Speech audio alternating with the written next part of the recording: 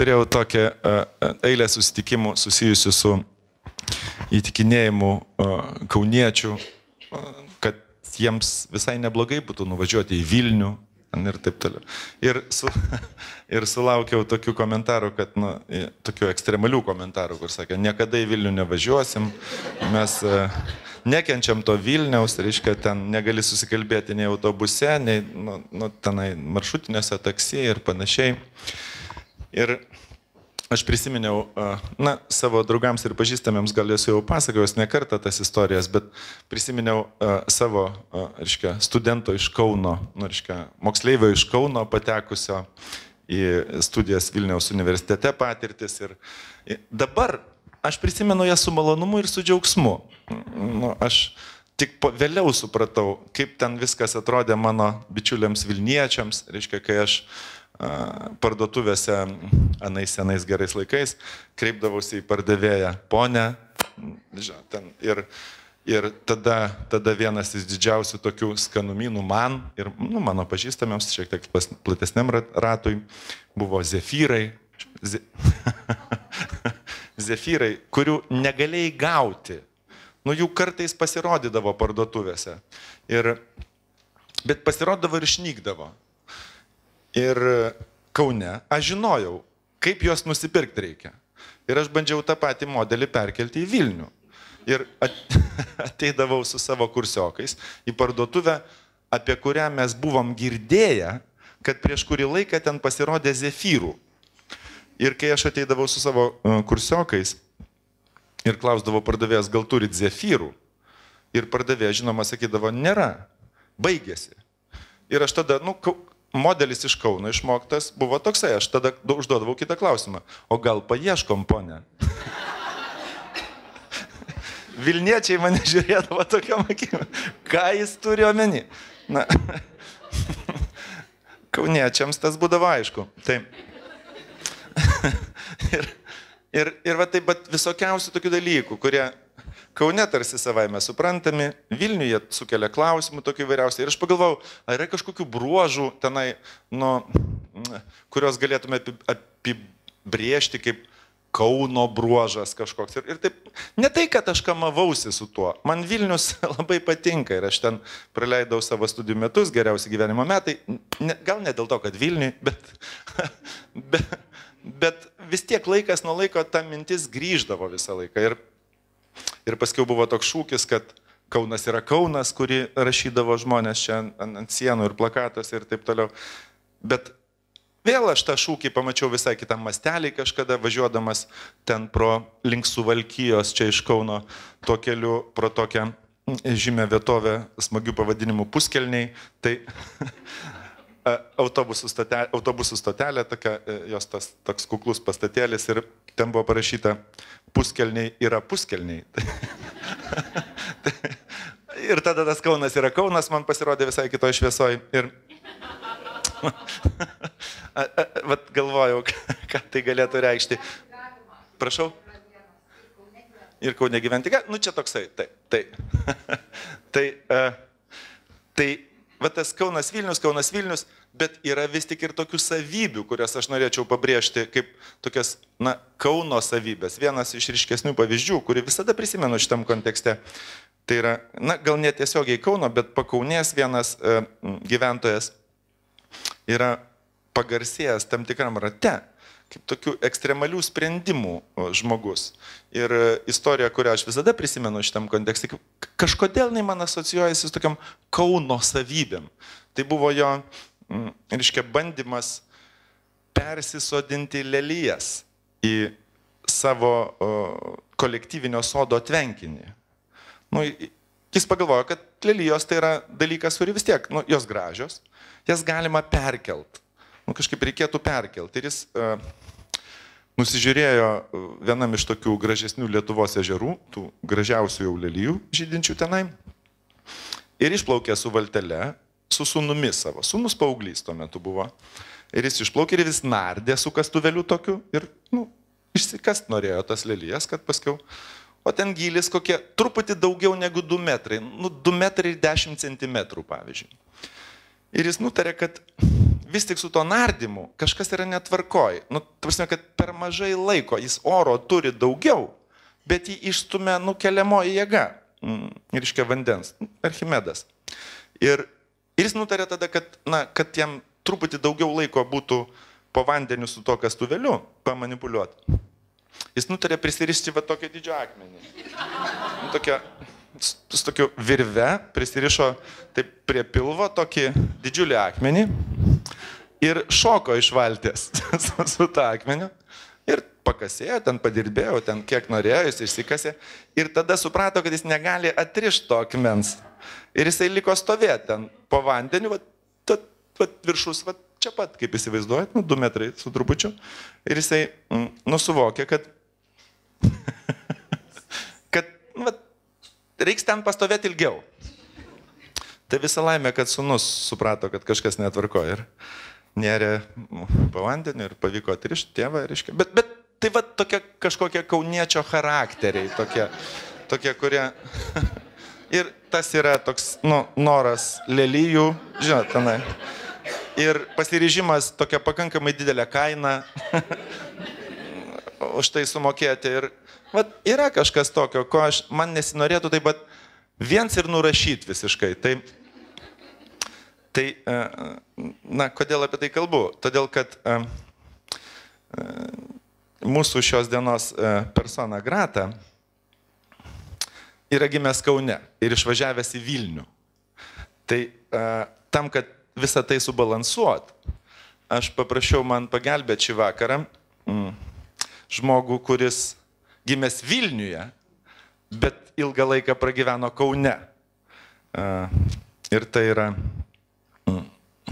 Lietuvos penklubo prezidentas, gerai mums visiems pažįstamas, čia apsilankęs paskutinį kartą ir pasėdėjęs persona grata kėdėje, mylimas rašytojas Herkus Kunčius. Tai dėstantis, pavasariais dėstantis, Herkus Kunčius, Herkau.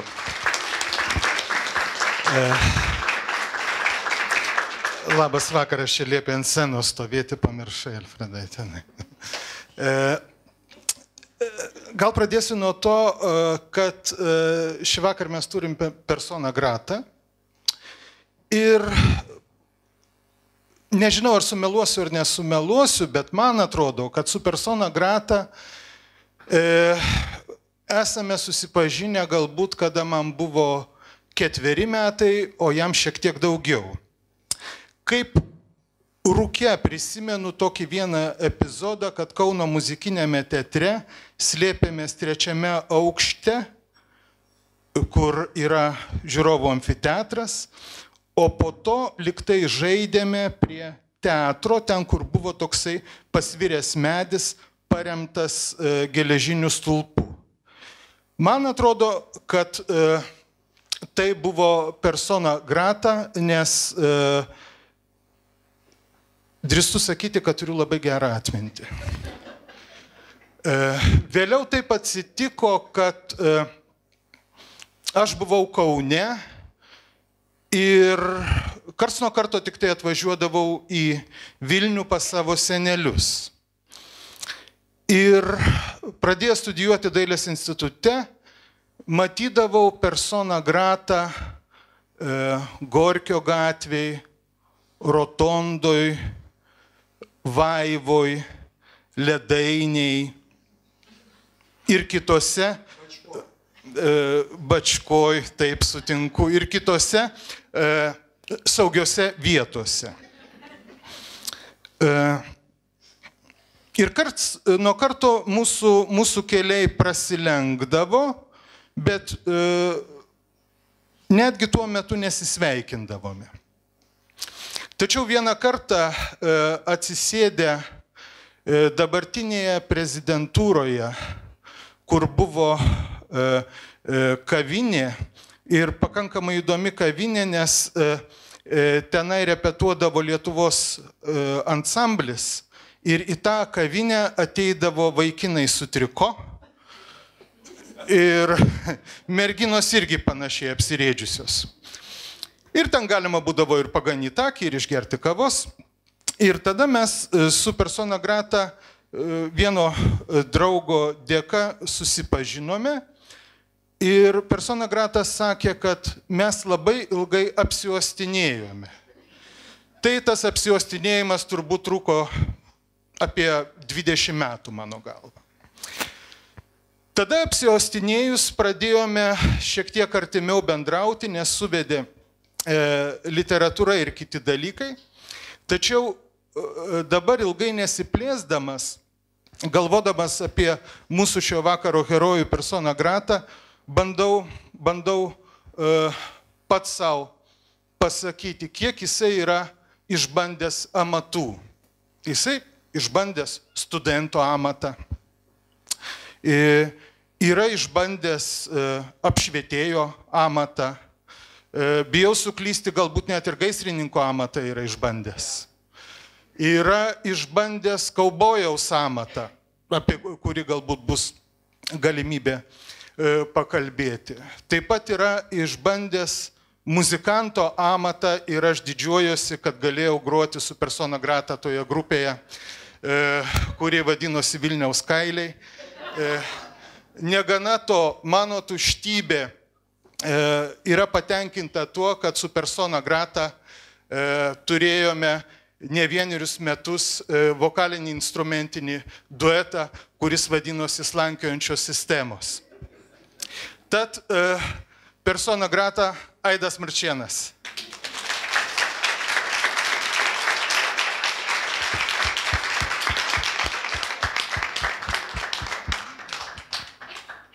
Ačiū, Herkau. Na, kaip visada, žinote, kad mes vis bandome nustebinti jūs visus, save ir visų pirma personą, na, interpretuodami kažkokį muzikinį kūrinį, kurį, taip galvojam, mūsų persona galėtų mėgti dėl įvairiausių priežasčių. Tai, gerbiamas Aidai, staigmena jums.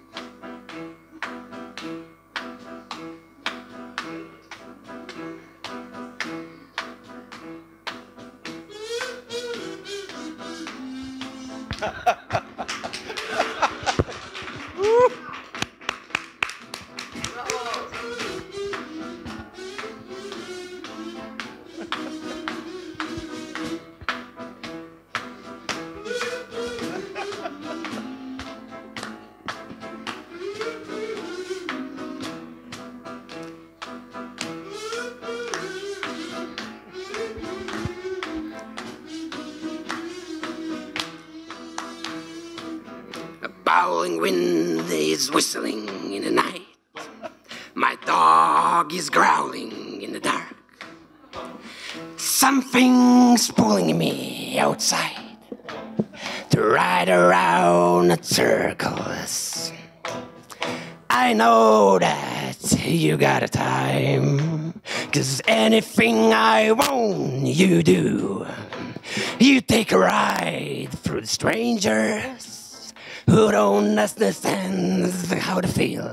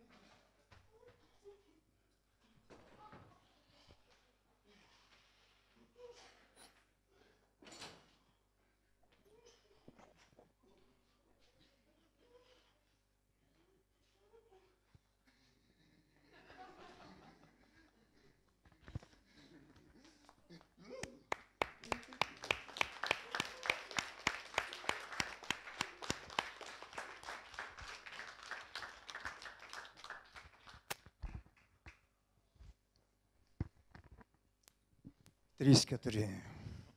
Ačiū. Po tokio pasirodymo nematau jūsų akių, kur jūsų rankos. Turite mikrofoną? Aidai. Taip. Sveiki dar kartą. Reikia atsigauti, taip. Aidai, ar gerai? Visą laiką maniau, kad šitą gabalą Bregovičiaus turi dainuoti vis dėlto Veicas, o ne Iggy Popas, kas ir buvo įrodyta. Taip. Čia tokia vakaro specifika, kad nei persona grata, nei mes jūsų akių nematome kol kas. Bet vėliau bus tokia galimybė sudaryta. Taip. Tai tiesiog priminsiu tradicinį mūsų scenarijų. Mes dabar šita dalis vadinsis klausimai ir atsakymai. Tai reiškia, kad mes klausinėsim klausimus. Na, mano vaidmuo čia visiškai nedidelis, tiesiog pakartoti Prusto brūkšnelis uždarų vakarų klausimyną. 3 klausimai. Vienas apie vaikystę, kitas apie tėvus ir uošvius ir trečias suktas. Apie senatvę. Trečias suktas. Tada mes turėsime personos paskaitą. Tada mes turime klausimą iš toli. Na ir po to žiūrovai turės galimybę paklausti savo klausimus. Tai aš iš anksto noriu įspėti ir paprašyti, kad jūs ruoštumėte tos klausimus, galvotumėt, kad toliau mūsų procesas taip sklandžiai vyktų.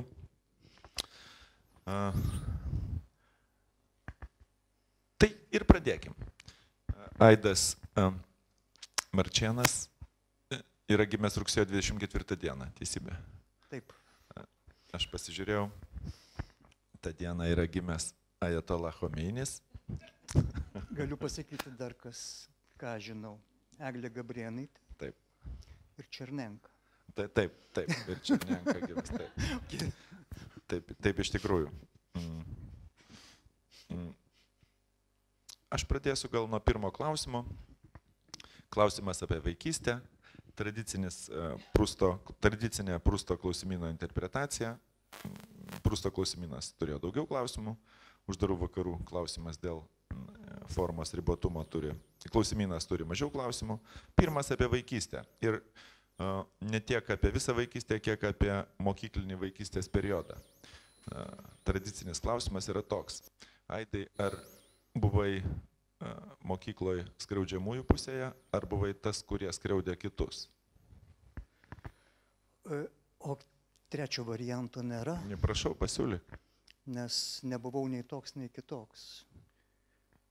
Kažkaip nei pats skriaudžiau, nei mane kas nors skriaudė. Nežinau, kaip taip susiklostė, gal tokia aplinka mano, kur aš augau. Jeigu tekdavo susiturti su kažkokiu smurtu, tai būdavo kieme gal labiau ir tai ateidavo iš kito kiemo žmonės paskriausti. Iš Gerkaus kiemo.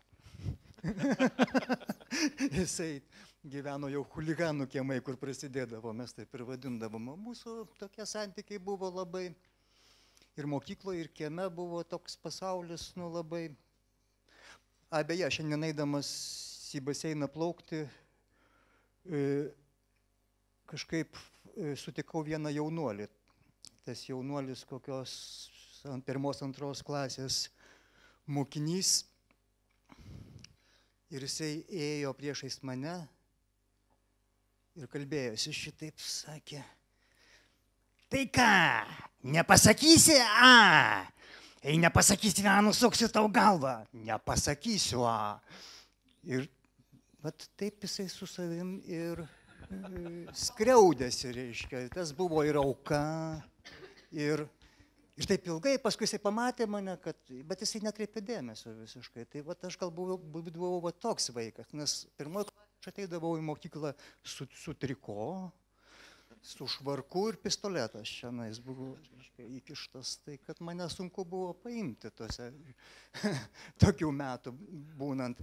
O paskui aš nežinau, mūsų klasė buvo tokia kieta, kad išskirtinė turbūt klasė, kurią dar daug kas atsimena mokykloje ir šiaip Vilniuje. Kokia tai buvo mokykla? Tai buvo 22 vidurinė Antakalnyje, dabar, man atrodo, jinai turi Daukšos vardą. Į tą mokyklą ateidavo visi, kurie nusprendė, kad jam per sunku bus vienuolyne, kur matematika mokosi, Salomeikiai, kur anglų kalba sustiprinta. Ir, pavyzdžiui, Čiurlionkiai, kur irgi, ateidavo iš Čiurlionkės irgi mokiniai į mūsų mokyklą ir susidarydavo tokia gera atmosfera. Tai, nežinau, nebuvo tokių, dargi, nežinau, mano klasėje pats pagrindinis chuliganas buvo mano klasiokas. Ir jisai buvo dar ir smegenis tenais tų visų chuliganų pasaulio. Tai kad jo ir bijodavo šiek tiek, o jisai klasėje buvo kažkaip mus apgindavo, tai čianais ankstesniais tokiais. O paskui mes jau kažkaip, nuo 9 klasės aš pradėjau jau smarkiai važinėti po Tarybų sąjungą, tranzu, mama sako, kad iš viso nebūdavau namuose nuo 14 metų. Aš prisimenu, kad gal nuo 16 labiau ir vis tiek būdavau namuose, tai mes tuos jau huliganavoti imdavusius jau vaikinus, paimdavom kartu tranzuoti, tai paskui koks vienas, nesakysiu čia vardo pavardės, nes nesvarbu, apsigyveno ir komunoje jisai tenais Maskvoje, paskui grįžo iš komunos, tas huliganas įstojo į Dailės akademiją, tada dar institutą. O dabar yra pedagogas moralistas. Tai kad nebuvau aš nei skriaudžiamas, nei ką nors skriaudžiau kažkaip taip. Tiesa, buvo toks atvejis, va dabar prisiminiau, bet to negalima pavadinti skriaudimu. Man labai patiko Saulius Baltakis, amžinatilsį Algio Baltakio sūnus, kuris nusižudė 43 metų, jisai buvo 2 metais už mane vyresnis. Jis buvo iš tų žmonių, kurie įlipdavo į pamoką per langą, paskui išlipdavo. Nu, žodžiu, tas, kur jaunesnis berniukas, reiškia, ten 2 metais laikė kaip pavyzdžių vyresniojo, kurį norėtų lygiuotis.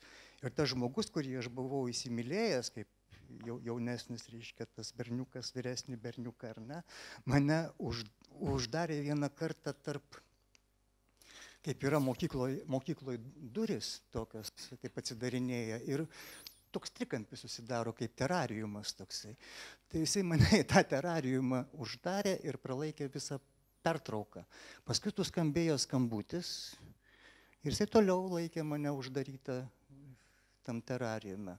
Ir atsimenu, kad aš išdaužiau langą ir jis pabėgo ir kuo pasibaigė istorija šitą meilės ir smurto, mano atmintis nepamena, bet tą faktą tokį aš atsimenu, nes man jisai gražus ir vertas kokio eilėraštuko, kurio aš dar neparašiau. Jau lab, kad dar Baltakio sūnus.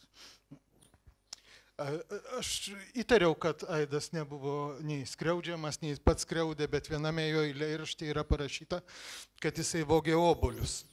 Aš Antakalnyje iš darželio. Iš mokyklos kiemo. Iš mokyklos kiemo. Bet norėjau, Aidai, tavęs paklausti kito dalyko, ką aš šiek tiek buvau užsiminęs. Tas laikotarpis, kada buvo tau 16, 17, po to 19 metų, vis tiek buvo galbūt mūsų kartais svarbus ir šiek tiek susijęs su tokiu laisvės troškimu. Tai man yra įdomu paklausti, gal tu galėtum šiek tiek plačiau papasakot apie savo tas keliones, nes kaip minėjai, tenai nuo 16 metų pradėjai tranzuoti, o vienas iš tavo gyvenimo epizodų, kada jau profesionaliai dirbai kurį laiką kaubojumi važiuodamas su vagonais į Aziją. Ir man atrodo, čia žiūrint į tą laikotarpį, irgi yra svarbus dalykas poeto kūrėjo brendimui. Kiek tau tai buvo svarbu ir ar tu pats nori prisiminti tuos epizodus savo gyvenimo, ar tau priminti? Žinai, noriu, kas įdomiausia. Reiškia, netokia baisi ta jaunystė buvo, nors atrodė, kad kažkaip, kada žiūrėjai į ateitį, visą laiką maniai, kad negyvensi ilgiau kaip dera, gyventi 27 metai, reiškia, ir kada staiga pasižiūrė jau tau 37, kažkaip keista, ar ne, pasidaro tada, o paskui žiūrėk ir jau dar daugiau. Bet tas važiavimas į tą Vidurinę Aziją su karvėm yra vienas iš tokių kertinių epizodų mano gyvenime, nes draugas, su kuriuo mes kada mes dar iš viso įlipome, ten ne karvės, telyčios buvo, mes nežinojom, ką mes vežam, nes telyčios, jos su tokia bambagyslė, reiškia, tenais dar likusia, ir mes žiūrim, tarsi pakeliam uodegą, tarsi ten 2 skylės, pasižiūrime, tarsi kabo, kas per gyvuliai, paskui mums išaiškino, kad tai telyčios. Ir tai, kadangi mes važiavom visą mėnesį per visą Tarybų sąjungą, per visus tuos rajonus, vieną karvę Deizę išgelbėjom, kad jos neatiduot, mes jau turėjom vardus ten, ta Deizė labai susirgo ir mes ją tenais, ir kiekvienoj stoty jau ten norėjo ją veterinoriam atiduoti sergančią, tai mes ją išgelbėjom tenais visaip ten, badėme visokiais tenais antibiotikais ir tokia kelionė įdomi, nes, pavyzdžiui, kada skaitai, aš dar skaičiau, kągi tenais, Dino Bucati, man atrodo, buvau pasiėmęs tokią knygą. Ir kada skaitai Dino Bucati, reiškia, žinote, toks italų surrealistas ir geras prozininkas labai. Ir kada perskaitai vieną, reiškia, atvertimą, tai nesimato beveik raidžių nuo mūsų išmatų, reiškia, tenais taškų. Tai tokia... Ir prie to viso kvapo pripranti, viskas tvarkoja. Ir paskui, kada nuveži tuos visus gyvulius į vietą, į Danau, toks miestelis prie Afganistano sienos visiškai, nuostabi oazė, labai gražu. Ir įsimaudai po dušu, tai tu supranti, nes tų rūbų, kuriuos tu turėjai, nebegali dėvėti viskas. tą kvapą pradedi jausti. Žodžiu, tai mums tenais tie visi jau profesionalai sakė, jūs susiriškite tenais į celofaninius maišus kitus rūbus ir mes, ačiū Dievui, jų paklausėm. Tai štai, ir ta kelionė yra stebuklinga, nuostabi. Pavyzdžiui, kada ten sako tau, kada įvažiuoji į Kazachstaną, nu atleiskite, mes negalim jums išduoti, neturim teisės ginklų. O sako, kam mums ginklai? Sako, prireiks. Ir iš tikrųjų beveik taip ir išėjo, kad ačiū Dievui, kad mes ginklų neturėjome. Tai gal dėl to dar ir gyvi likome su draugu Romka Ivanausku. Gerai. Ačiū. Antras klausimas iš Prusto uždarų vakarų klausimyno yra apie tėvus ir uošvius. Tai čia tu pasirinktinai tai gali papasakoti, tai ką tu norėtum. Nu, ir apie tėvus galiu, ir apie uošvius galiu. Uošvių aš daug neturiu, nes jų gyvenime kaip ir beveik nesutikau, nes dažniausiai buvo miręs. Tuo metu. Taip. Uošvienės, nu gerai, prisiminsiu tik tai, nes tai įdomu, mano dvi paskutinės uošvienės. Tai įdomiausia, kad mano dvi paskutinės žmonos yra psichologės, o jų mamos odontologės. Ko aš iš viso stokoju šiam gyvenime, tai smegenų ir dantų. Tai va, taip ir išeina. Tai gyvenimas toksai oksimoronas su manim ir žaidžia. Tai apie uošvienes turbūt ganėtinai pasakiau, ar ne? Turbūt aišku, odontologės, tai daug pasako, ar ne?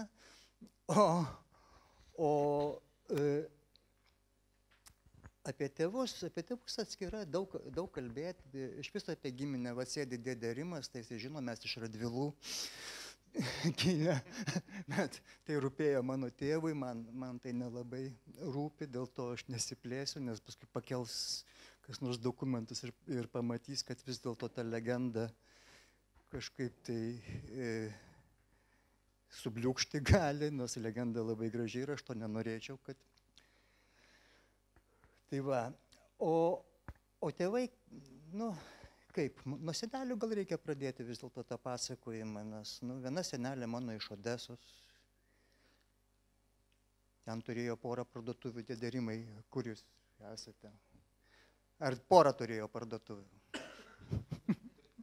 Matilda, nardu.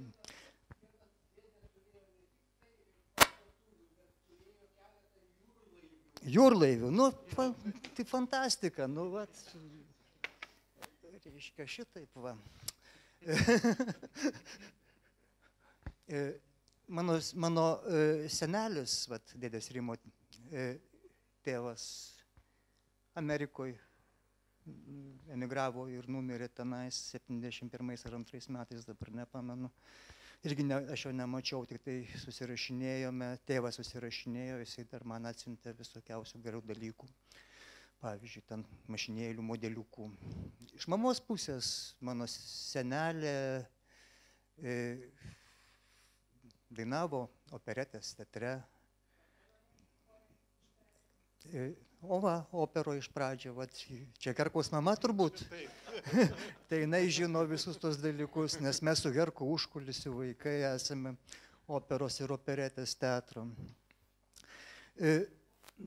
Senelis mano, kurio irgi neatsimenu, sušaudytas Sibire lageryje, tai vat, Normali lietuvio istorija. Seneliai ištekėjo antrą kartą už operetės, tiksliau, už žvaigždės Vytauto Rimkevičiaus, kuris seni kauniečiai turi pažinoti gerai, nes buvo, nežinau, kaip dabar Mikutavičius ar ten.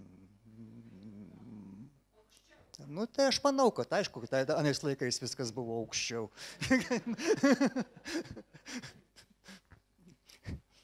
Tai štai, tokia vat ir istorija, tada mano tėvai taip išeina tokie vat sumauti inteligentai. Vat, o aš į žmonės prasimušiau, aukštojo nebaigiau. Ir jiem buvo gėda dėl manęs, bet kažkaip po truputį pripratinau prie tos gėdos. Bet turėjai vis tiek labai rimtą patirtį, turbūt ar nuo vaikystės čia. Tas lėmė su teatru, iš pradžių studijavai režisūrą, o po to vėl ne vienerius metus dirbai teatre įvairius darbus. Tai irgi tavo gyvenime, manau, buvo svarbus periodas. Taip, aš gimiau teatro žmogumi, bet kadangi man teatras buvo toks, aš maksimalistas esu, tai būčiau pats kankinęsis, nes sakyti tuos pačius tekstus kaip aktoriui kiekvieną dieną man būtų nepakenčiama. Jos interpretuoti būtų kvaila, o jeigu būčiau režisierius, tai kankinčiau kitus žmonės kaip koks Nekrošius. Tai kam to reikia? Tai kažkaip pagrėbė mane, ačiū Dievui, laiku poeziją ir nusinešė į ten, kur ir turi nusinešti tokį egocentriką ir neatsakingą žmogų, kuris tik tai eilėraštukus rašo ir niekas jam daugiau pasaulyje labai nerūpi, tik tai per eilėraštukus mato visą pasaulį. O teatras, taip, teatras yra labai svarbus dalykas, nes, galų gale sūnus mano šiais metais baigė muzikos akademiją, vargšas, tai kaip, aktorius ir atpirks mano nuodėmes visokį. Dar Aido noriu paklausti šiek tiek, kad jisai gal atskleis apie mokytojus.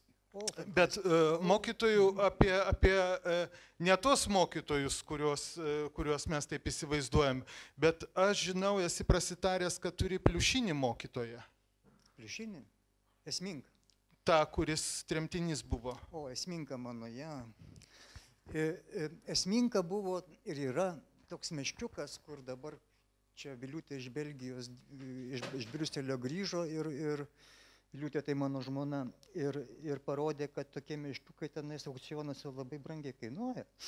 Bet kadangi jisai mano senas draugas ir kur ten draugas, jisai mano mokytojas, galų galiai jisai iš mane vyresnis, jisai kokių 37 gimimo, tai jo niekada neparduosiu, kiek jisai bekainuotų, nes jisai netakies neturi vienos, jam Viliutė įsiuvo kitą. Ir ta įsiuta geriau atrodo už tą tikrą, kas įdomiausia. Tai yra meškiukas toksai, kuris buvo nupirktas mano mamos seseriai, paskui jį paveldėjo mano mama, kada jas ištrėmė į Sibirą, jis gyveno pas Dauguviečius, buvo priglobstas, paskui kada iš Sibiro sugrįžo, atgavo, tada jisai mane auklėjo ir augino. Ir kada mes žaisdavome su juo kokiais lakūnais, ar ne, pavyzdžiui, jisai būdavo karo vadas, o aš kulkosvaidininkas kažkaip. Tai jis rimtesnis už mane personažas. O kilimas būdavo ten, o tenais jau matosi miestai visiems kilimas. Kaip yra jėga. Turite tą savybę dar savyje. Matyti tuos dalykus visus. Jeigu dar esate gyvi, viskas tvarkoja. Trečias ir paskutinis. Suktas. Suktas. Išsuk. Jis toks labiau, šį kartą supaprastintas šiek tiek toks, čia toks labiau net ir pageidavimas, kiek praskleisti uždangą. Vilniuje yra, man bent jau kauniečiui, Vilniuje yra tokia keista vieta, kuri ir keistai vadinasi. Jinai vadinasi Šauni vietelė. Šauni vietelė. Ir kažkaip, yra tokių pastatų Vilniuje, kurių toks likimas keistas, ten apie pastatą, apie kurį kalbu, jį sugebėjo pačioj Sovietijos pabaigoje, man atrodo, seną vienuolyną suremontuoti dar už sovietinius pinigus. Bet kažkaip tik baigėsi Sovietija ir tas pastatas taiga priklauso konkretiems žmonėms. Taip, jie vadinasi akcininkai. Tai, ir dalį jo suremontavo ir kažkaip, padarumo dėliai ten įkurdino Amerikos centrą. Tai yra Amerikos ambasados tuo metu tokia kultūrinė atšaka. Ir dar jame buvo toks vienas galiukas, toks kampelis, kažkaip prilipdytas prie to ir restauruotas pakankamai pagal tuos laikus gražiai. Ir ten jau visiškai tokia keistenybė buvo, nes likusiam pastato dalė vadinosi mokslininkų ar ten išradėjų ar inžinierių namai, o ten Amerikos centras ir dar vienas toks galas, kur visai nesuprantami dalykai. Tas galas išeina į visai kitą gatvę, turi kiemelį, turi tokią kavinę, kuri vadinasi Šauni vietelė, ir aš sužinojau, jis turi dar ir viešbutį, 2 kokius kambarius tenai. Ir man ten teko nakvoti tam viešbutį ir ten kažkoks toksai labai gražus sovietinis ampyras, toksai, aš supratau, kad tą vietą ten laikė, tokie konjunktūriniai žmonės, virš tos kavinės, jie ten nakvodavo, ar kaip ten pavadintai, ką jie darydavo tenai. Tai ir ten tokie baldai iškilus. Ir ta Šauni vietelė, jinai nepašvestajam, jinai atrodo tokia paprasta kavinė, tokia primenanti alinę su kiemeliu, bet ten yra dar toks koridorius, jeigu tu praeini pro barą, ir visiškai kita erdvė tenai. Ir toks kambarys gražus, ir ant sienos kabo fotografija, bent jau kabojo, tada aš ją esu matęs. Fotografija, kur yra, taip kaip bitlai su Jungtinės karalystės premjeru, pavyzdžiui. Tai ten kabojo tokia jaunų žmonių grupė ir su prezidentu Valdu Adamkumi nusifotografavę. Ir vadinosi, užrašas bylojo Vilniaus kailiai, reiškia su 2 V ir C. Jau įsivaizduojat, ką turiu omeny. Dėl santrumpos, įsivaizduojat. Vilniaus kailiai, garsi pogrindinio roko grupė, reiškia Vilniaus kailiai, su prezidentu. Ir aš girdėjau, man žmonės sakė, kad jie net į televiziją buvo patekę. Kaip... Aidai, praskleisk, prašau, šiek tiek tą roko pogrindžio. Aš būgnininkas, ką aš galiu. Turim klavišininką, tegul jisai kalba, nes, šiaip tai mūsų lyderis yra Alvydas Šlepikas. Nors turiu pripažinti, visi pavadinimai grupių mano sukurti. Nuo Ramapedo, kurį grojau vaikystėje, jaunystėje, mokykloje, iki Vilniaus kalinės slankiojančios sistemos mano. Su Šlepiku dabar tiesą įkūrėme duetą Fatherfuckeriai. Bet jis sakė, kad mes jau per seni tokiam pavadinimus. Ramiai. Tai nežinau, čia Herkaus reikia klausti, nes Herkus yra ir iniciatorius tos nuotraukos, kad tenais jinai kabėtų. Ir netgi su Šlepiku, kiek žinau, jie ten spirtelę buvo užsisakę vieną kartą tam tarybiniam ampyre. Buvo tas atvejis? Buvo tas atvejis, Aidai, dėl pirtelės, bet kad Alfredas minėjo dėl tos nuotraukos, tai ta nuotrauka irgi atsirado tokiuose istorinėse aplinkybėse, kada Aidas Marčėnas gavo nacionalinę premiją. Kaip būgnininkas. Ir nacionalinės premijos įteikimas buvo prezidentūroje. Ir Aidas kaip sąžiningas žmogus pakvietė savo grupės narius į iškilmes. Ir tada, tuo metu fotografė prezidento dirbo mūsų pažįstama, kiek aš pamenu. Ir... vadinasi Raudy, kaip grupės. Taip. Taip, ir tada vat, Aido dėka su prezidentu Vilniaus kailiai galėjo nusifotografuoti. Ir dar mūsų bosistas man padovanojo tą progą triušinę kepurę. Ir aš po prezidentūrą vaikščiojau su tą triušinę kepurę, o mūsų bosistas labai, kaip čia pasakyti, jis toks, kada vaikšto dabar Liudvikas Jakimavičius. Kada jisai vaikšto po miestą su Darium Kuoliu, tai jie vaikšto kaip Don Kichotas su Sančio Pansa. Ir jisai toks, Sančio Pansa, jisai toks, kaip čia lietuviškas žodis, kūpas šiek tiek. Ir jo ta kepurė man dovanota pradėjo šertis dar prezidentūroje. Ir aš visas apsišėręs tais kailiais vaikščiojau kaip tikras Vilniaus kailis. Ir tai va, beje, apie Vilniaus ir Kauno bylą, tai kažkaip, kada mes įkūrėm Vilniaus kailius, tai labai pradėjo pavydėti mums Donaldas Kajokas. Ir sakė, mes su Petru Paliulioniu įkursime Kauno grūdai. Kovno grodai.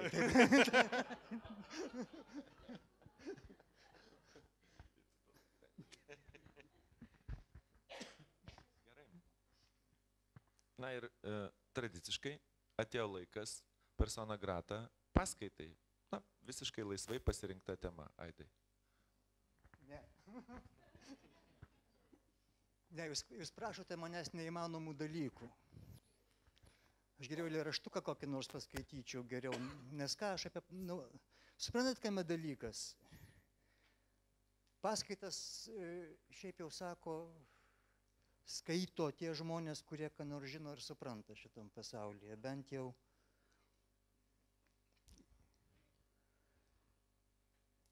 Turi kažkokių žinių ir nori jomis pasidalinti. Aš jokių žinių neturiu ir, kaip čia, apie ką jums papasakot? Tarkim, ką aš veikiu šitam pasaulyje. Esu poetas, ar ne? Kas yra poetas? Kur jo ribos? Kur jisai prasideda, kur baigėsi, kada tu esi poetas, ar tada, kada rašai tik tai, ar dabar aš čia vaikščiodamas ties šitą bedugnę esu poetas, ar kas nors kitas. Ar poetas yra tas, kuris parašė kažkokį vieną eilėraštį? Tikriausiai taip, pavyzdžiui, Tisleva parašė, nuo okeano kyla vėjas, nuo okeano gilumų. Ir jis jau yra poetas. Daugiau turbūt jisai nieko tokio vertingo ir neparašė. To užtenka, kad jisai būtų poetu.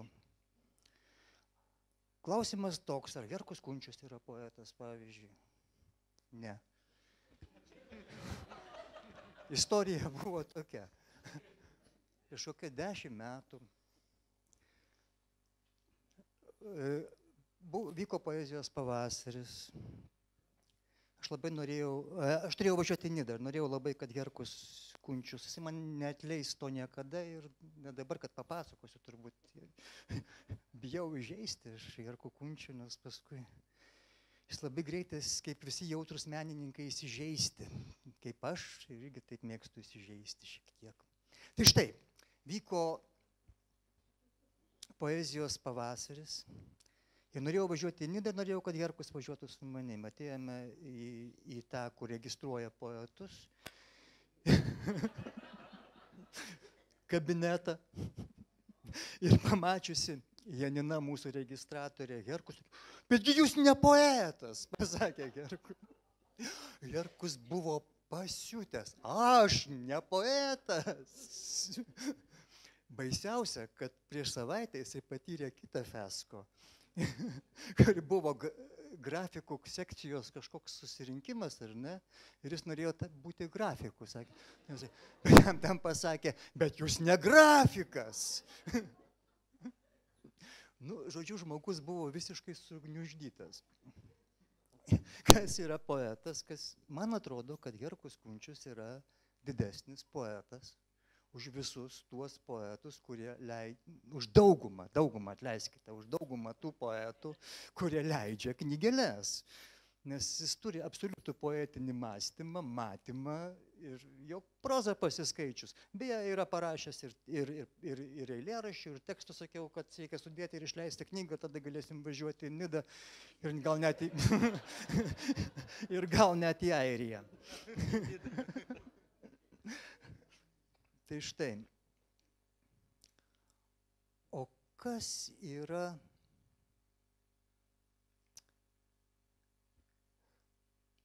poetas yra tas, kuris rašo poeziją. O kas yra poezija?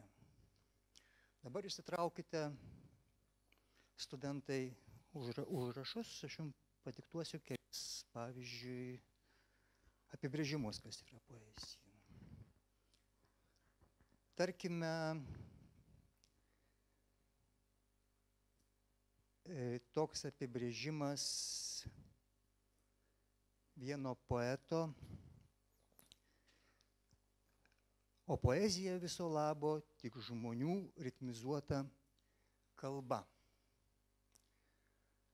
Tai pasakė Stasys Jonauskas, žemaičių ir lietuvių poetas. Ir kai pagalvoji, kad ta kalba apskritai yra ritmizuota, tik poezijos kalba galbūt yra šiek tiek labiau ritmizuota. Šitas apibrėžimas manęs, tiesą sakant, netenkina iki galo. Pavyzdžiui, Josifas Brodskis yra pasakęs, kad poezija yra aukščiausia kalbos forma.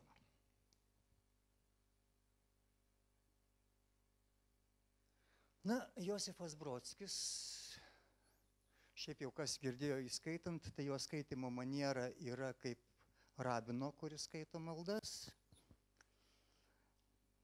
Jis turbūt norėjo pasakyti, ir man atrodo, kad malda yra aukščiausia kalbos forma. O iš tikrųjų poezija ir yra religinio pobūdžio. Jos prigimtis tikriausiai yra religinė.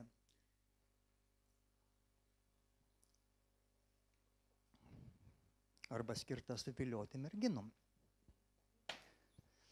Tai irgi religiniai dalykai. Tai štai ir šitas pavadinimas nelabai tenkina mane.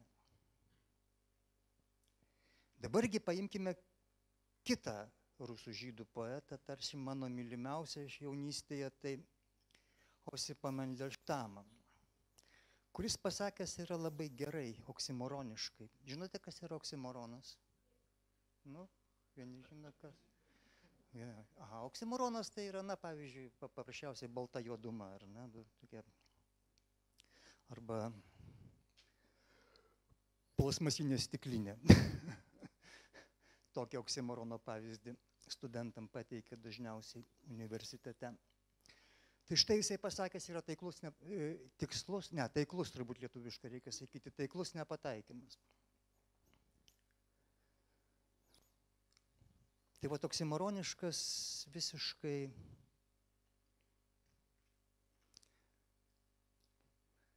pavadinimas, apibūdinimas poezijos,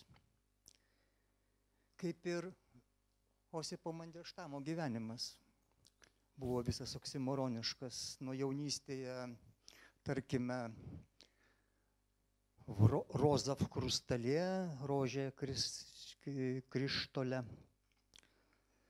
krustalė, iki mirties ant šiukšlių krūvos gulage.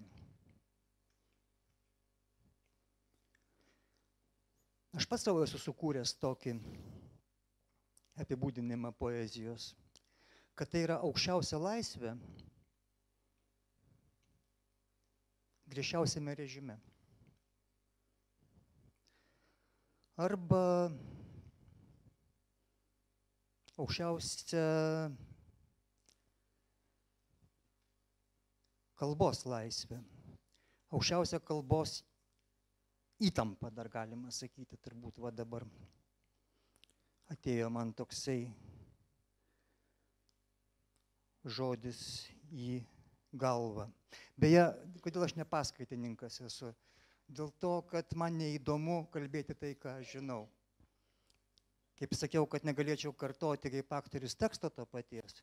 Taip pat man įdomu tai, ką ir rašant, kuriant ir kalbant, tik tai, ką aš susiformuluoju pats savo, ko dar nežinau ir nežinojau, nes nežinau yra pagrindinis poezijos žodis. Nežinau, iš nežinojimo atsiranda. Na, čia ir Sokratas, aišku, žinau, kad nieko nežinau. Aš esu apvertęs,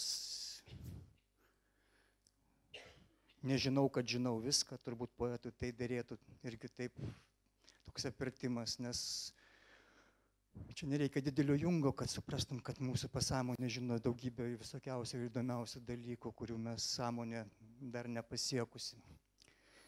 Tai štai, poezija yra, sakykime, pranajama. Tai, na, joga tokia, reiškia, su kvėpavimu susijęta, ar ne? Iš viso rytiečiai turi savo filosofijoje, praktikose trys būviai. Tai yra kūrimas, griovimas ir saugojimas.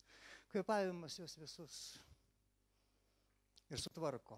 Tu įkvėpi, iškvėpi, sulaikai. Tai yra pranajama. Poezijos pagalba, gerbėmieji, kalba išsivalo savo užterštus plaučius, kuriuos užteršia kasdienis kalbėjimas. Tai štai, man atrodo, kad poezija yra rašoma ne eilėraščiais, ne strofomis, ne knygomis. Poezija yra rašoma poetų likimais, jų gyvenimais. Ir jeigu pažiūrėsite, tuo ir galima atskirti tikrą poetą nuo netikro. Jeigu pasižiūrėsite tikrų poetų biografijas, jų gyvenimus, jie visą laiką bus kaip didžiulis vienas eilėraštis, o poeto mirtis bus kaip tas eilėraštis, kurio jis taip ir neparašė ir kurį rašė visą gyvenimą. Na, tarkim, tokie labai patys aiškiausi pavyzdžiai. Libo, kinų poetas, kuris numiršta išgėręs vyno besirstydamas valtele ir siekdamas pabučiuoti mėnulio atspindį vandenį. Pabučiuoja ir nuskęsta, ar ne? Oskaras Milašius, kuriam ant rankų vaikščiojant parku tūpdavo paukščiai. Jį mirusi randa su praviras narvelis ir jo auginta kanarėlė, kurią jisai labai mylėjo, išskridusi, kas žino, dingusi, kas žino kaip siela jo, kaip žmogaus siela, kas žino Milašiaus kūrybą jo, susipažinęs su jo asmenybė, supras, kad kanarėlė jam yra, toks svarbus. Henrikas Radauskas, sakykime, Vytautas Kavolis man papasakojo šitą atvejį Radausko mirties ir aš parašiau eilėraštį ir dedikavau Kavoliui.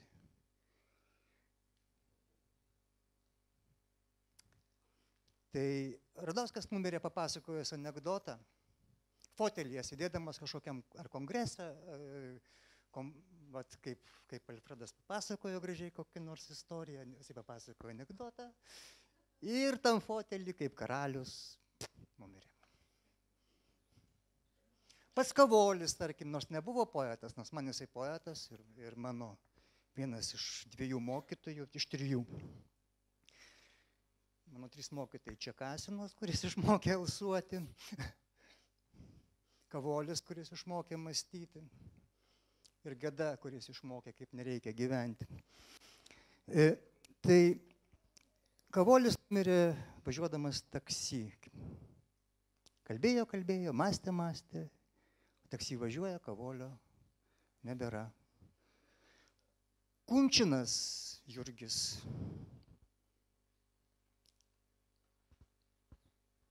grįžo iš Vokietijos, ten labai pripažintas, negėrė 10 metų. Ir iš to džiaugsmo, kad jis jau pasiekė viskas.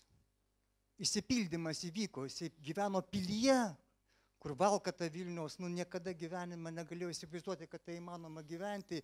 Ir kažkoks grafas apišokinė ir jam atneždavo arbatą, reiškia. Aš sąlygiškai sakau. Jis numirė prie išgertuvių stalo ir kada jį rado, tas Sugerovas, su kuriuo jisai gėrė, net nesuprato, kad Jurgis Kunčinas miręs. Tiesa, Jurgis Kunčinas ir nėra miręs, jisai gyvena iki šiol ir literatūra. Kaip ir visų poetų, visų jie nelabai numiršta. Man tiesą sakant, nelabai skiriu mirusius ir gyvuosius poetus. Tai štai, tarkime, Marcelijus Martinaitis, ar ne? Pasižiūrėkite. Marcelijaus Martinaičio pirmoji knyga, kaip vadinasi, gal kas gali prisiminti, studentai? Kaip? Ne Kukučio baladės. Kukučio baladės labai senoka knyga. Pirma knyga jau vadinasi Balandžio sniegas. Tai štai ta pirma knyga, kurios jis labiausiai vengia ir manė, kad jinai nelabai vykusi, netgi neįtraukdavo jokias antologijas, netgi turbūt neminėdavo ten jos labai. Iškirtė jam tokį pokštą. Martinaitis numiršta balandžio mėnesį ir tam balandžio mėnesį visas universitetos kiemas skęsta sniege. Justinas Marcinkevičius, paralyžiuotas, nebegalintis nieko jau pasakyti. Viktorija Daujotytė liudija, kad jisai beje miršta vasario 16. Tai irgi labai svarbus dalykas, kaip Tomas Arūnas Rudokas miršta gegužės, kauniečiai kada susidegino Kalanta? 14, gegužės 14. O Tomas Arūnas Rudokas valkata ir hipis ir toks, kaip rašė kitas kaunietis Kęstutis Navakas, vienam puikiai pasakė, apie jo poeziją, kad dar griežia jisai pripieniniais dantimis. Tai štai. Marcinkevičius numiršta tarsi nebemokėdamas kalbėti. Kadangi jam insultas ištikęs, jisai turi pasakyti tą Lietuva ir klausia, kas vasario 16. Ar jau greitai Daujotytės liudijimų.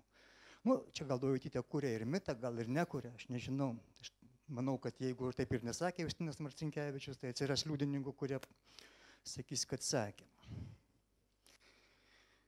Sigitas Geda, tarkim, ar ne? Paskutinis Sigito Gedos eilėraštis. Jisai parsineša 2, aš matau 2, aš nežinau, kiek jisai tų žuvų parsineša. Jisai parsineša 2 žuvis, kadangi žuvių ženklas toksai yra, aš matau tas 2 žuvis. Žuvis yra krikščionybės simbolis. Mano galva, Sigitas Geda turėjo visus pranašo bruožus. Pyktį, dantų griežimą patį tikriausiai, buvo visiškai arti pikto judėjų dievo, tai jisai buvo Senojo testamento žmogus. Ir paskutinės jo publikacijos liudija, kad jisai tarsi pasiruošęs virsti Naujojo testamento žmogum, o žuvis yra krikščionybės simbolis, kaip žinote. Tai vat, parsineša jisai tas žuvis ir numiršta. Vėlgi eilėraštis, ar ne? Vaidotas Daunys, tarkim.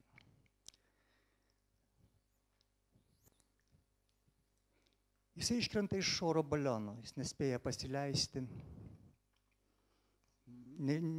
Taip, laiko oro balioną Vingio parke, kylantį. Visi paleidžia, jis nespėja ir šauna greitai oro balionas į viršų ir Daunys pakyla į virš 100 metrų aukštį, dar bando jį įtraukti, plyšta striukė ir jis kaip angelas, kaip ikaras, krenta virš jo mylėto ir apdainuoto Vilniaus. Ir jisai mato, jo paskutinis matymas, tas Vilnius, kuris buvo Vaidotui Dauniui, gyvenimo centras esmė. Tų pavyzdžių aš galėčiau sakyti daugiau ir daugiau, bet turbūt mes neturime tiek laiko, reikia dar ir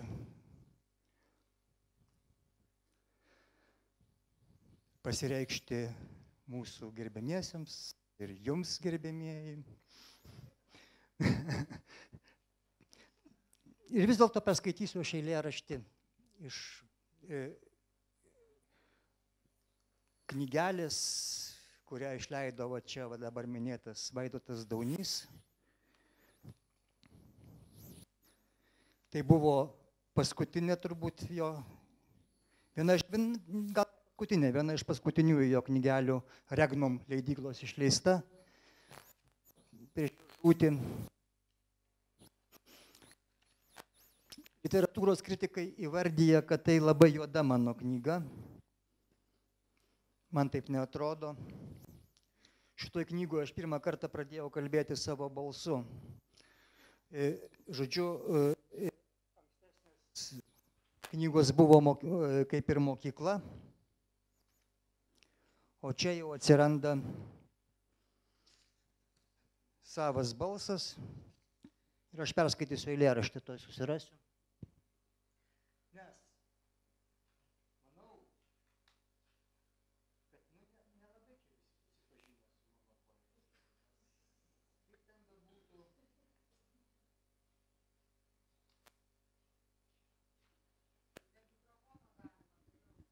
Tai, kas man įdomu mikrofonas, man smagu, man patinka tas garsas.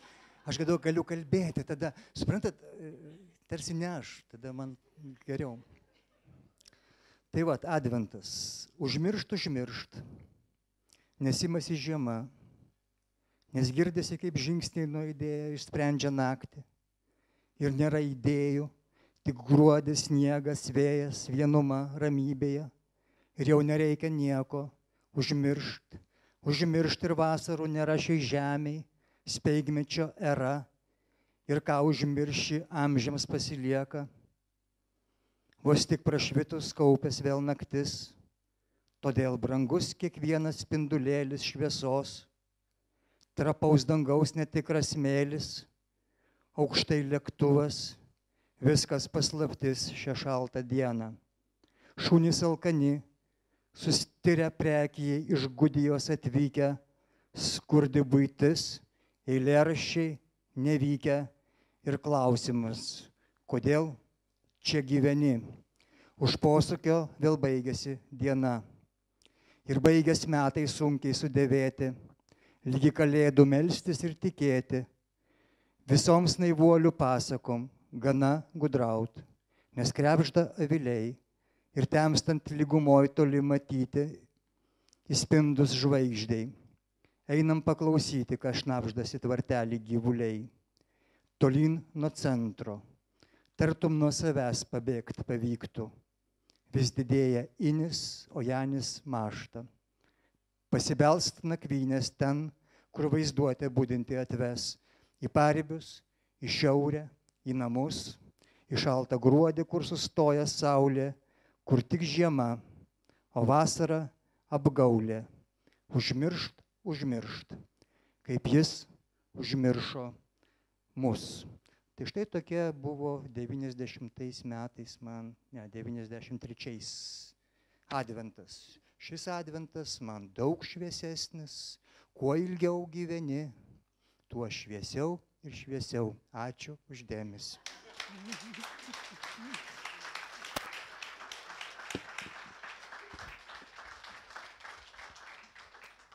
Ačiū labai, ir būtų buvę keista, jeigu nebūtume išgirdę eilėraščio. Tai mes tokią nežinau, tikriausiai ne man vienam toks įspūdis susidarė, kad čia mes taip labai įtemptai kalbamės ir tiesą sakant visiškai pamiršome tradicinį numerį, tai yra pasiklausyti muzikos. Ir ačiū labai, atsikvėpkim truputėlį, paklausykim muzikos ir tada jau klausimai.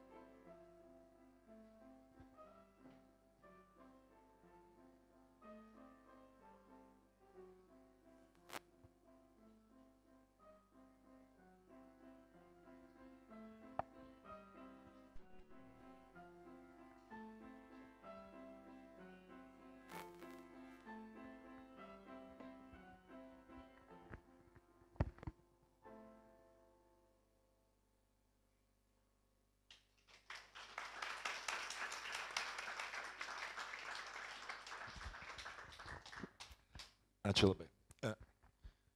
Tradiciškai turime tokį klausimą, kuris vadinasi klausimas iš toli. Šį kartą klausimas iš Egipto. Klausia prezidentės patarėja ir Aido kaimynė Virginija Būdienė.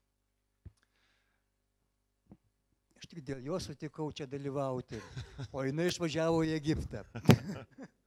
Pasiekėme ją ir tenai. Tai ačiū beje. Klausimas štai koks. Pabandysiu pakartoti beveik pažodžiui. Šviesios atminties Marcelijus Martinaitis kartą yra papasakojęs tokią istoriją. Jis skaitė tuo metu paskaitą Vilniaus universiteto literatūros studentams, lietuvių literatūros studentams. Ir pro langą, ir jis paskaitos metu prie lango ir pamatė ten Aidą Marčėną, tuometinėje Gorkio gatvėje.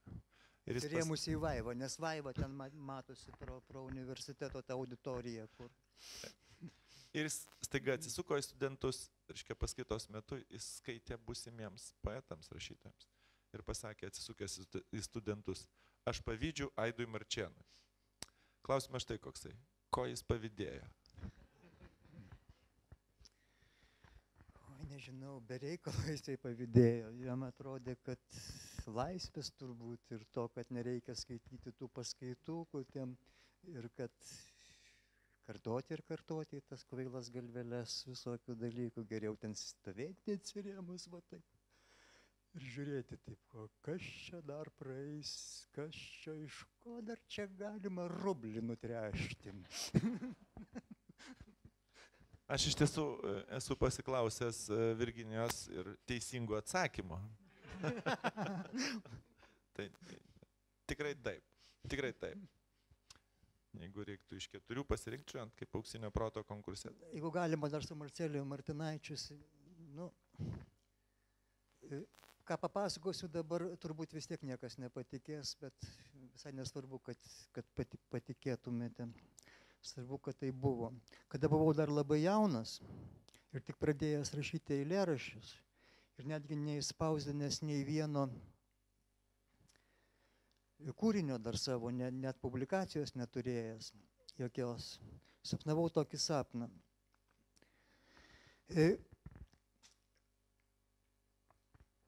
Tokie tarsi, toksai pradėtas statyti namelis, tarsi tokie blokai kažkokie, duobė iškasta, lenta permesta per žvyros tą iškastą duobę, kurią reikia pereiti.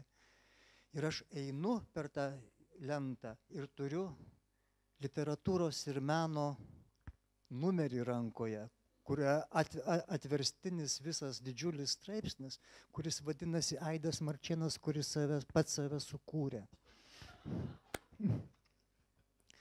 Praėjo gal 20, gal šiek tiek daugiau metų Aš išleidau knygą, kuri vadinasi Pasaulyje, už kurią beje ir gavau nacionalinę premiją. Ir Marcelijus Martinaitis literatūroje ir mene išspausdino, iš viso Marcelijus Martinaitis jau tam amžiui nelabai rašė kritinius straipsnius, recenzijas visokiausias, bet jam turbūt ta knyga taip patiko, kad jisai išspausdino literatūroje mene atverstinį, kuris vadinosi ta recenzija Aidas Marčėnas, kuris pats save sukūrė. Tai mano sapne nebuvo autoriaus, bet, čia kaip tam Sikorskiui, kuris susapnavo. Sikorskis yra amerikiečių, tiksliau rusas, kuris Amerikoje sukūrė malūnsparnius. Jisai sapnavo irgi, kad kažkokį burbantį reiškia dalyką ir malūnsparnį dar nesupratęs netgi, kas tai yra. Tai tai buvo iš tikrųjų. Jūs tikėkite, netikėkite. Ačiū. Kągi, atėjo metas žiūrovų klausimams. Tai aš stengsiuosi žiūrėti. Gal galima truputį daugiau šviesos į salę. Ačiū labai. Ir bandysiu žiūrėti į jūs. Jeigu jūs neklausinėsit, mes aišku su Herkom esam paruošę begalę klausimų. Na, kol jūs dar galvojate. Taip.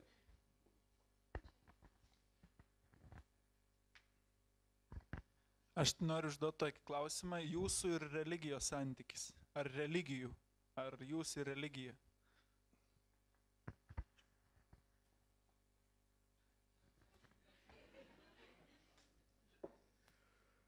Oi. Nežinau, kaip pas į mane žiūri. Tas religijos. Turbūt aš jom šiek tiek įdomus.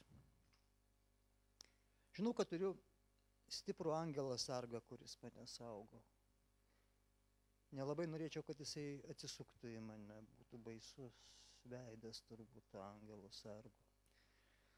O klausimas su religijom labai paprastas. Man visą laiką buvo labai juokinga dievoieška visokiausia. Nes, Dievas jeigu yra, tai yra visur, mes stovime prie atvirų vartų. O religijos šiaip jau kaip, suprantat, kame dalykas, šiaip jau religija nelabai pakenčia kultūros. O kultūra turėtų pakęsti religijas, nes religijos yra viena svarbiausių kultūros sudedamųjų dalių ir šventosios knygos man yra šventosios. Jos yra didžioji poezija, didieji tekstai. Tai santykis yra toks, o visa kita labai intimu, labai asmeniška ir nedavatkiška. Tai kad kaip aš ten tikiu, kaip aš netikiu. Turbūt aš esu agnostikas, bet agnostikas yra tas, kuris, kaip žinote, sako, kad Dievas, turbūt yra. Žinote, kaip sako budistai, Dievas turbūt yra, Dievo turbūt nėra, štai kur teisybė. O mano viena iš dukterų yra praktikuojanti budistė ir man visai patinka, kad jinai pasirinko šitą religiją, jeigu jai reikėjo kažką pasirinkti. O aš turbūt esu katalikas, bet toks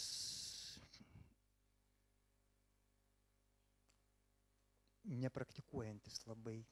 Per poeziją praktikuojantis esu, nes man poezija yra, kad aš rašau eilėraštį, tai man jokių abejonių, kad Dievas yra, nes aš toks durnas neparašyčiau tikrai be pagalbos nieko. Tai čia ir juokais, ir ne tik juokais, iš tikrųjų taip, man jausmas visiškai aiškus ir man net ne, o kada nerašau eilėraščio, kada gyvenu tokį žmogaus gyvenimą, tai didelės nelaimės gal reikia, kad Dievas atsirastų.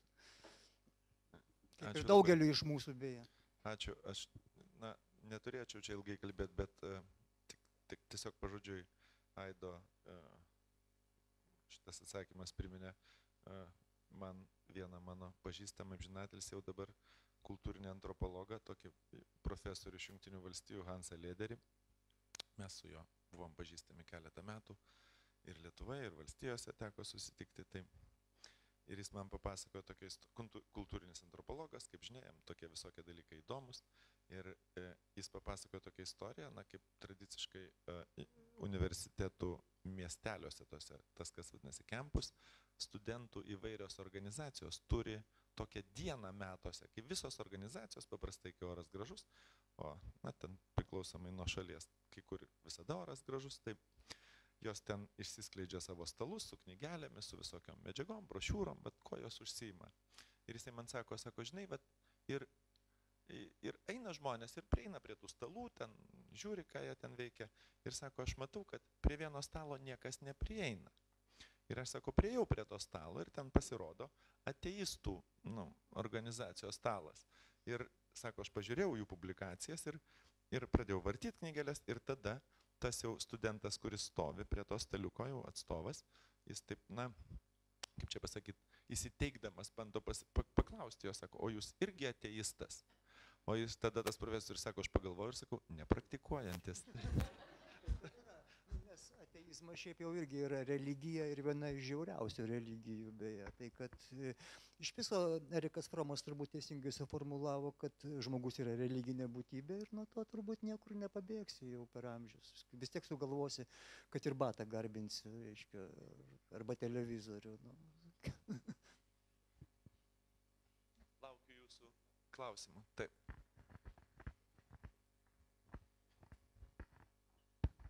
Labas vakaras.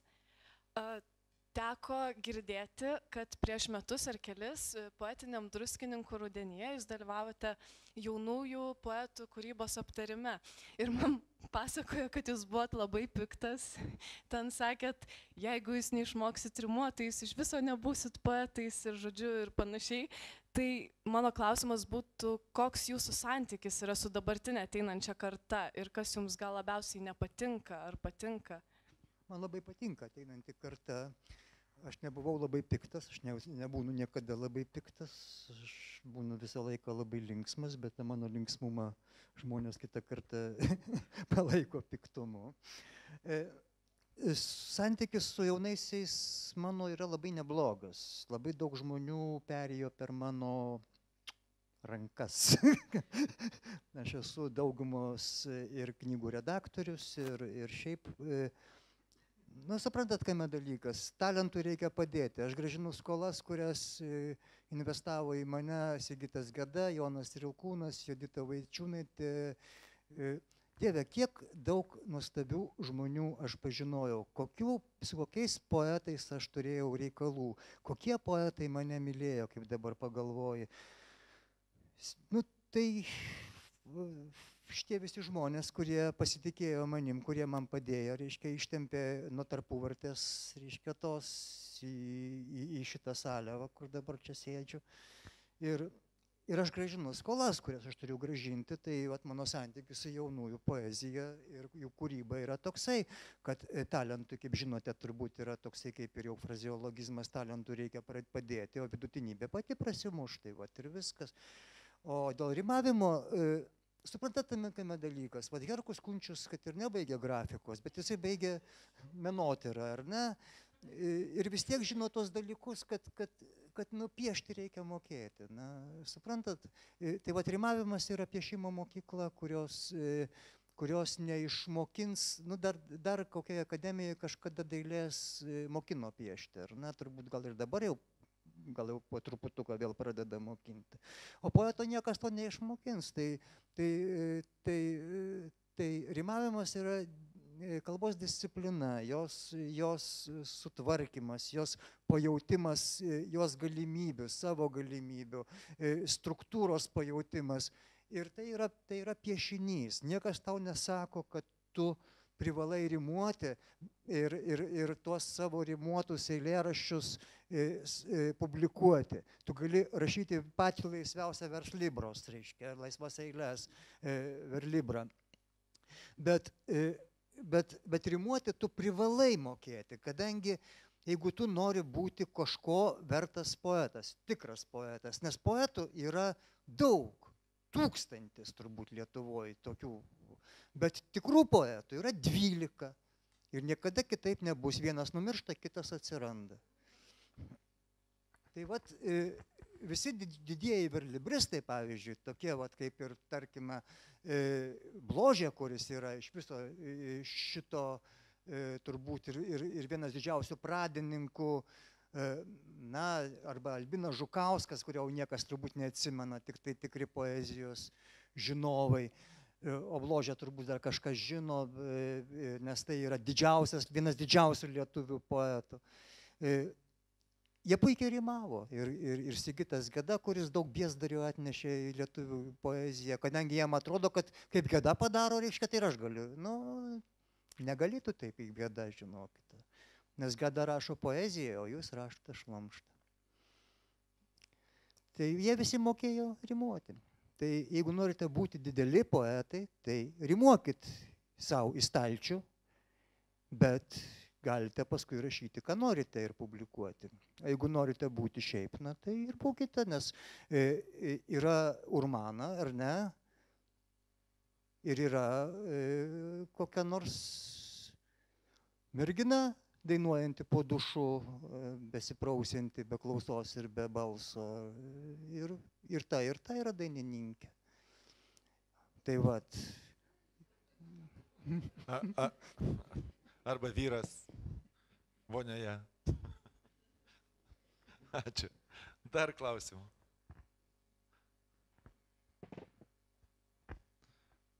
Kas dar norėtumėt ką nors paklausti?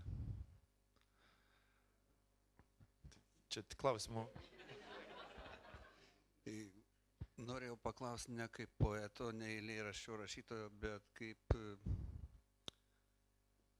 žmogaus to, kuris būdavo kelyje, apie transporto priemonę, tranzavimas. Kada paskutinį kartą teko naudotis ją? Gilioji jaunystė. Nedrįščiau dabar aš to daryti. Kažkaip, reikia peržengti turbūt kažkokius barjerus. Viskas, pasenau. Nebegaliu jau to simfonijos girdėti. Kada važiuoji, nemiegojęs antrą dieną ir įlipi į kokią kamazą kokį, jis įvažiuoja ir tu nudiriuodamas pradedi girdėti tokią simfoniją galvoje, kad fantastiška, joks Maleris taip nesukurs. Aš dar noriu Aido paklausti, nes kalbėjom didesnę laiko dalį apie poeziją, bet man labai svarbus irgi Aido yra viena iš tokių sričių, tai ir literatūros kritika, kada rašytos buvo apžvalgos apie literatūrinį gyvenimą, apie tai, kas pasirodo, kokios publikacijos publikuota literatūroje ir mene. Bet man kaip prozininkui tai labai artima yra Aido prozos knyga Menkoji eseistika. Ir norėjau tą progą vis tiek paklausti, nes irgi siejasi tie trumpi tokie miniatiūriniai dalykai su poezija, kada tu įimi pasaulio fragmentą, jį aprašinėji. Ir koks tavo santykis, kada tu rašei tuos trumpus dalykus, kodėl rašei, ar norėjai pailsėti nuo poezijos, kokios buvo paskatos tokio žanro, pereiti į tokį žanrą? Man labai patiko. Iš viso man patinka, man atrodo, kad aš nemoku rašyti prozos, dėl to man patinka tą daryti. Nes man pasipajutau, kad poezijoje aš daug dalykų jau moku ir man nebeįdomu, ten, o čia aš nieko nemoku, aš esu visiškas beraštis. Tai vat ir tas beraštiškumas ir paskatino tą daryti, kad tiesiog buvo paskata parašyti teisingai sakinį. Trumpesnį, ilgesnį, sudėtinį, paskui pastraipą, žiūrėk, jau ten kažkoks vaizdelis pradeda, ir kaifągi gaudai nuo tokių dalykų. Tai už tai, kad nemoku, dėl to ir rašiau.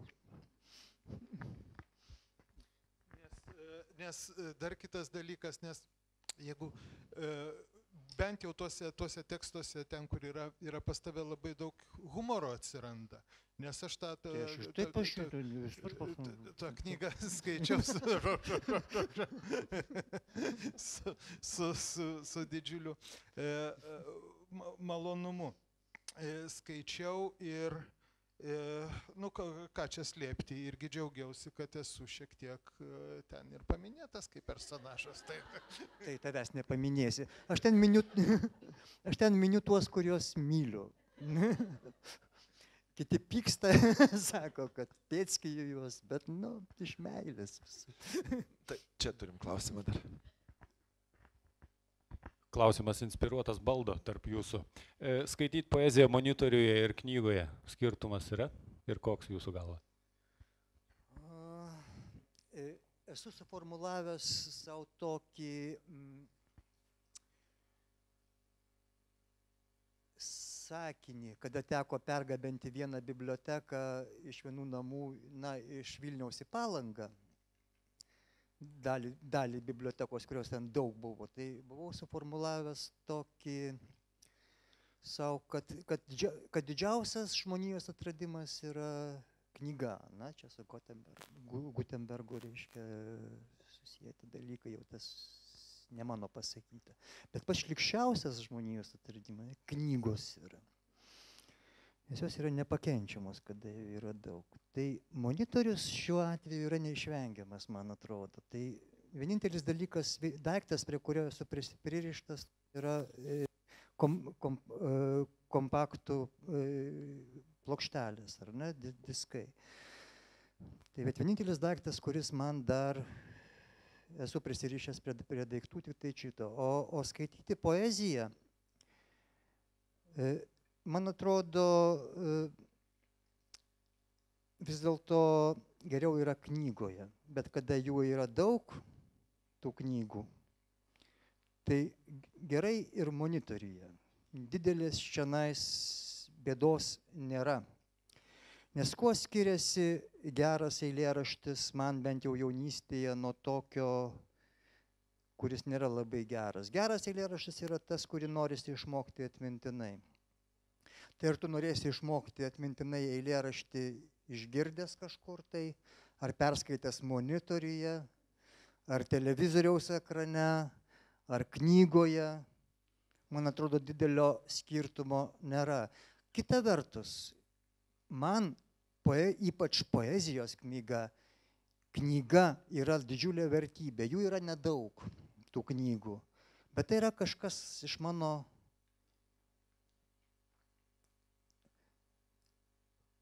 jaunystės. Pavyzdžiui, vieno emigranto, padovanota Nikos Niliūno Vyno stebuklas. Man tai yra, na, Sigito Parulskio Mirusiųjų kažkodėl, tai reiškia visą. Tai yra daiktas, dar daiktas, kuris man turi rinkinys Mandelštamo, pavyzdžiui, arba Anos Achmatovos kažkoks gautas ten už 100 rublių nusipirktas, reiškia. Man ne pati tapo kvapas pats. Kuo skiriasi gera knyga? Nuo kvapo reikia knygas pradėti skaityti. Vat tuo yra svarbus dalykas. Kada tarybiniais laikais nusipirkdavau knygą, ateidavau į knygyną ir ten knaisiudavausi po poeziją, tai pirmiausia uostydavau knygą. Nes bloga poezija dvogdavo visą laiką. Paskui supratau, kodėl. Jinai buvo leidžiama, dažniausiai tai buvo nomenklatūrinių poetų poezija, ir jinai buvo leidžiama ant tokio pagerinto popieriaus. Ir tas popierius turėjo tokį šlykštų atskonį. Paskui labai svarbu, žinoma, knygos dizainas. Tai yra, kaip jinai atrodo. Pati teksto grafika man yra fantastiškas dalykas. Aš pamatau teksto grafiką, maždaug galiu nuspėti, kas tai bus per eilėraštis. Tai yra labai svarbu. O paskui, kas yra, kas būtų idealus eilėraštis, sakykime. Idealus eilėraštis būtų taip, racija, pirmiausia turbūt emocija, racija, eufonija. Eufonija yra garsynas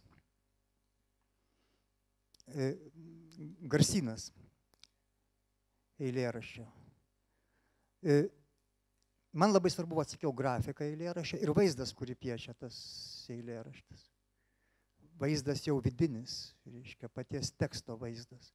Tai va, jeigu tuo visi dalykai dalyvauja kūrinyje, tai jau prie idealo artėjantis eilėraštis, bet nieko nėra šlykščiau kaip idealus eilėraštis, nes tokio nėra visų pirma.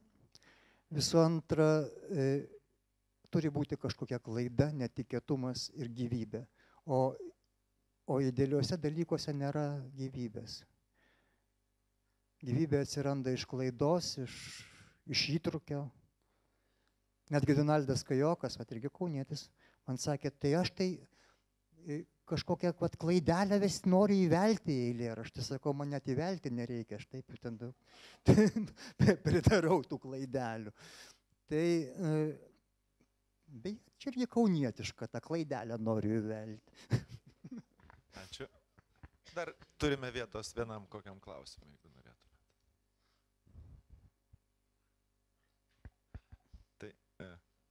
Aš Jūratę Baranovą atsivežiau iš Vilniaus, kad jinai man klausimą užduotų. Jau kaip Putinui man užduok tokį, kad aš galėčiau atsakyti visą.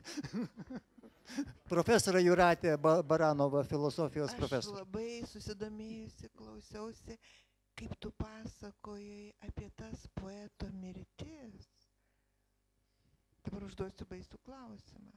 O jeigu tau leistų pasirinkti mirties scenarijų, kokį tu rinktumės?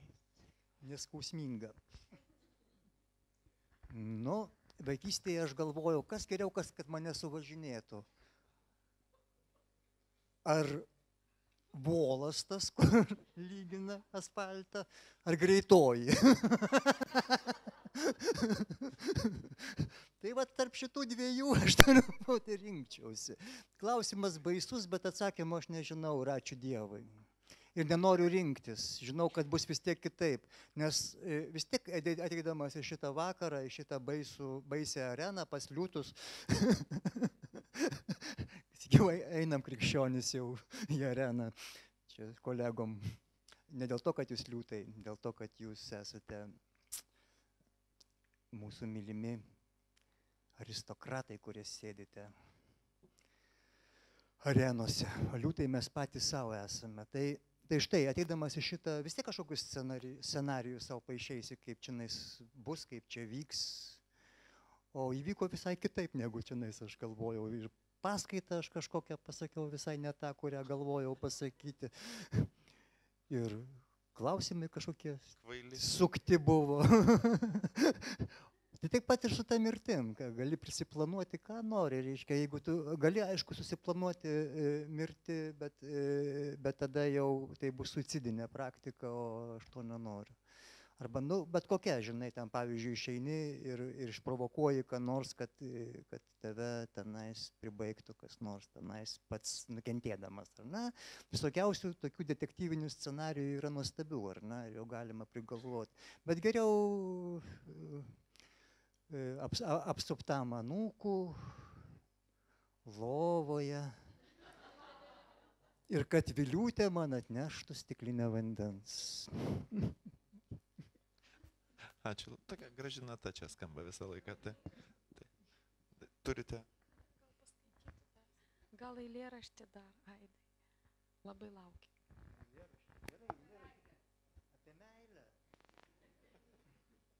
Mano visi eilėraščiai yra apie meilę ir apie mirtį. Aš nerašau meilės lyrikos, kažkodėl, matot, meilės lyriką dažniausiai rašo tie, kurie gyvenime nelabai myli.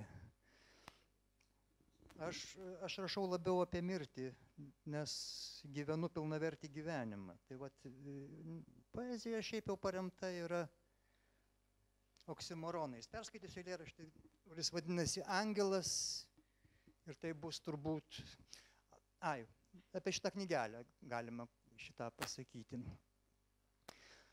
Goda Piktytė pranešė, kad įsigijo šitą mano knygelę ir gavo tokį kvitą pirkinio 21 litas tuščia jo.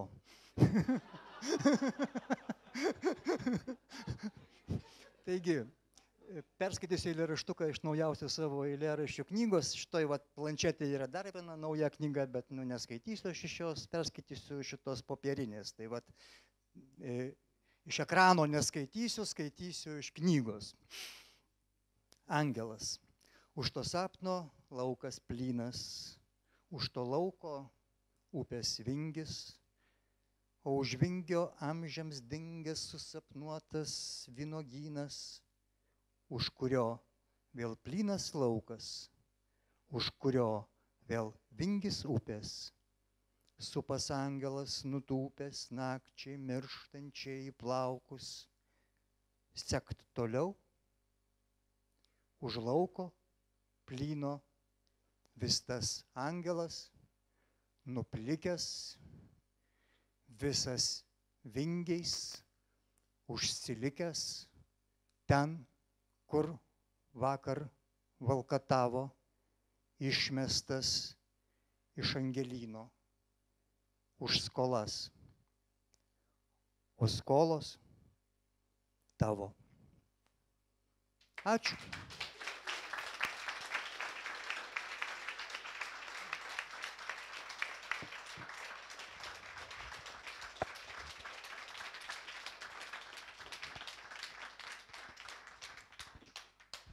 Na, kaip tokiu atveju priimta sakyti, čia turiu tokią vaikystės traumą, visą laiką, kai būdavo kažkas labai įdomaus ir aš išgirsdavau, jau sakant, kokį nors vedantį į tos laidos, artėjame prie pabaigos. Tai man užėmė kokius 5 metus, kad tai jau faktiškai reiškia, kad jau baigėsi. Tai, toks labai skaudus dalykas. Taip, artėjame prie pabaigos. Noriu visų jūsų vardu padėkoti žmonėms, kurie prisidėjo. Šviesa ir garsas Vygintas.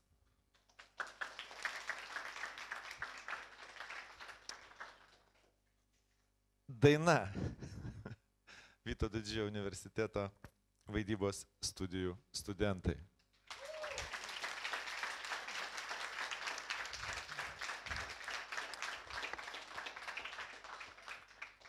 Dainavimo profesorė Rasa.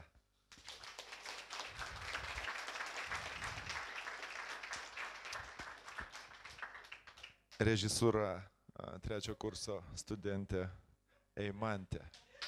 Trečio.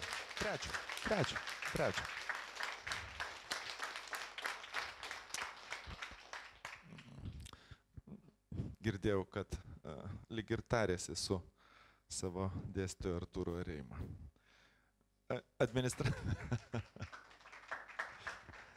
Visako administravimas Jurga.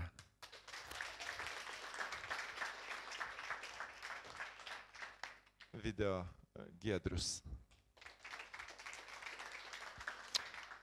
Sekite mūsų YouTube. Teatro vadovė Goda.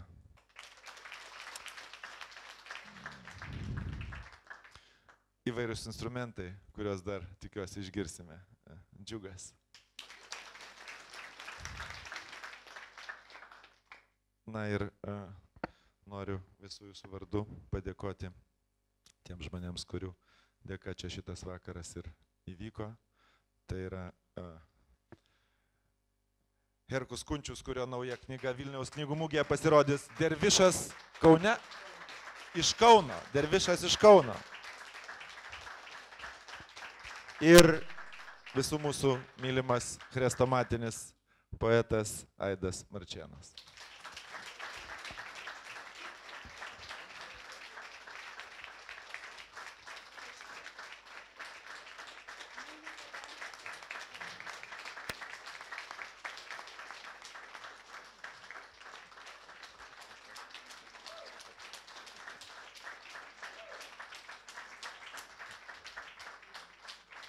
Ačiū ir jums visiems ir susitinkame šiemet paskutinį kartą. Tai gerai praleiskite likusią šitų metų dalį ir iki pasimatymo kitais metais. Ačiū labai. Iki.